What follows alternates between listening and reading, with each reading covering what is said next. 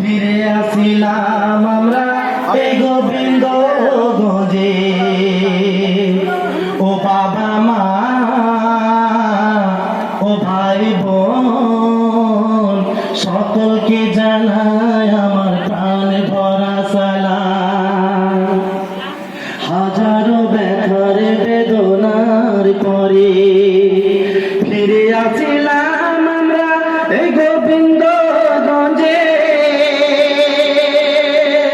ফিরে আসিলাম আমরা এই গোবিন্দগঞ্জে।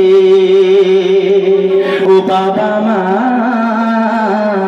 ও দাদা ভাই সকলকে জানাই আমার প্রাণ ভরা সালাম। আসসালামু আলাইকুম। আপনাদের সামনে একখানা নতুন মাতাম আমি একখানা ঝাড়নি প্রবেশ করব মধুর কণ্ঠ সুরে, এবং মাতামখানা খুব কষ্টে মা ফাতেমা জননী।